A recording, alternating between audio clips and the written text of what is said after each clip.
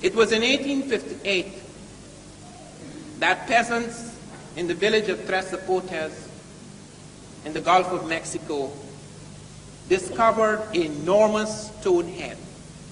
This stone head weighed 10 tons, just a head, 10 tons. It had broad nose, very full lips. It was clearly one of the classical African types.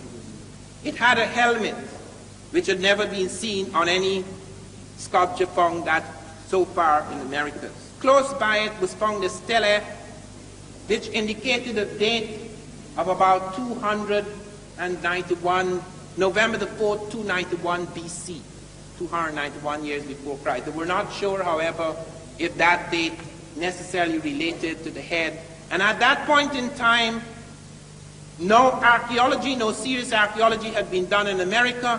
However, in 1938, a scientific expedition set out from the Smithsonian Institute, University of California, and the National Geographic, and they found that head again. They not only found that head, but the following year they proceeded to another spot, La Venta, where someone noted they had seen a similar head, and they dug up 4 heads at La Venta. Between 1939 and 1940, 4 heads were dug up at La Venta, and again it was the same thing, enormous heads, 6 to 9 feet high, just a head, weighing between 10 to 40 tons in weight, having African-type features, and the same type of helmet.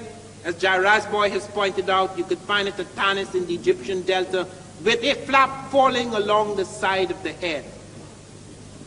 A kind of crest with a flap and incised markings, etc.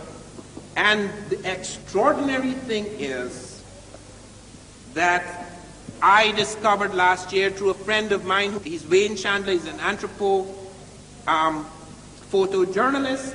He discovered in the files of the Smithsonian a photograph that has been suppressed for nearly 50 years, which is shown here for the first time in public in my slides, which shows that the first head that was discovered not only had African features, but Ethiopian braids. It's carved out in the stone. It has never been published, it has never been shown. Let me present the case for the dating. On the wooden ceremonial platform where 4 of these stone heads were found at La Venta, which turned out to be the holy capital of the Olmec world, O-L-M-E-C, Olmec, the first major civilization in America. The dating of the wooden platform, the charcoal, there were 9 samples of charcoal dating, gave a reading of 948 to 680 BC. Not only do we have, therefore, the documents of the Portuguese and that of Columbus himself, and oral tradition of the Native Americans, and the fact that the Spanish metallurgists had ruled on this and shown that it was African, but furthermore, they have found a cotton in the Cape Verde Islands, a cotton, Gossypium hirsutum var punctatum, which they thought was African because it was just off Africa and it had been taken by the Portuguese as they settled in the Cape Verde and planted before Columbus in the Cape Verde Islands. When it was examined, the cytogenics of the cotton showed that it was not African, it was some cotton grown in the Caribbean and South America, which means cotton which had been grown in the Caribbean and South America had got into Africa before Columbus. How? Barry Fell has shown among the Micmac a whole series of words in astronomy. As much as 90% in one area, 90% of the astronomy words are identical with Egyptian, the sounds. You go to the script and you look at the Iberian Punic, the Libyan and Egyptian together, and the Davenport Stela, the hymn to the Aton written in the American. And there was no question of correspondence so remarkable, so plentiful that there was no question, no statistical possibility of accident or fluke or coincidence. It's not just the stone head, but in addition to the stone heads, you have terracottas that are clay sculptures of African types.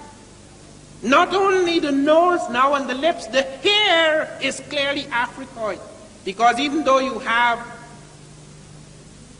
You could say that some Asiatic types who came across the Bering Straits may have Africoid type features. The hair now is very distinctive, the kink and coil of the Africoid hair, very distinctive on the head of the terracottas. And what is more, and note this, the artist went to the trouble of selecting oxide dyes for the clay so that it could be dark brown or dark red or dark black, so that it could be distinguished from the other terracottas.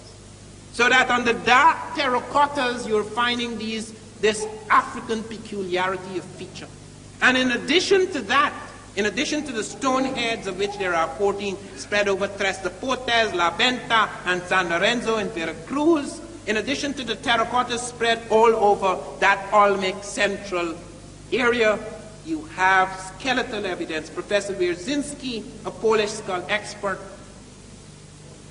was able to show after a study at Tlatilco, at Cerro de las Misas, and at Monte Alban, in the dry areas of the Olmec civilization, where the Olmec from the swamps had moved into these areas. He showed Africoid types. He said it's probably West African. I have just come from a meeting in New Mexico before 200 professors who are studying ancient scripts, who have established beyond the shadow of a doubt, and I shall deal with that later in my talk, that the Egyptian script traveled to America before Christ around 800 BC. They have found on the Davenport Stela the Egyptian hieroglyphs, the Libyan script, and the Iberian tunic side by side, reading the same thing. And it could not be forged because it was found before the Libyan or the Iberian tunic was deciphered. In the Olmec world, as I say, you have this corroboration of evidence, the skeletal evidence in the dry areas, because in the swampy areas no skeletal evidence survived. Jai Rasboy has pointed to a very important thing, that is the possibility even of mummification in the Olmec world, but because the skeletons were not preserved, we find it in a statue where you have the rib cage outlined, the hands close together, the fingers open, the shroud, etc., just like in the Egyptian world. Nowhere on earth, on any archaeological site, could you find a corroboration of so much evidence. Stone heads representing a distinct physical type, terracottas representing the same type with the texture of hair and coloration of skin. We have found many pyramids could be sited in America which serve both as tomb as well as temple.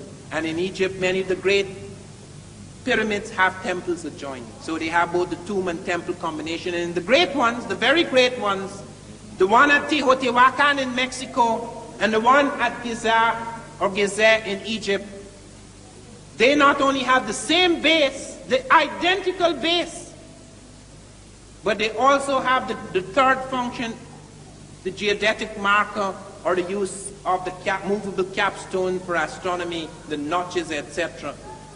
There is the god Sokar.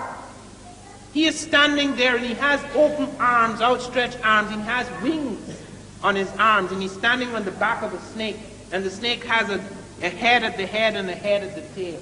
You go to Mexico and there is this god standing there with arms outstretched, wings on his arms, standing on a snake with the head at the head and a head at the tail. How come?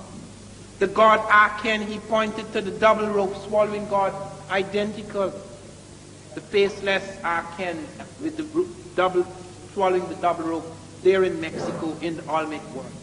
He shows feathered sunshades, made of 3 concentric circles, 3 colors. These are very detailed things. These are very complex correspondences. They're not flukes. And there you find the same thing duplicated. The double crown. Who wears the double crown in all the world except the Egyptians who united the north and south, for whom there was a political necessity to have a double crown, the red and the white crown. And there among the Olmec, we found 2 examples of it now. Chief dignitaries wearing a double crown.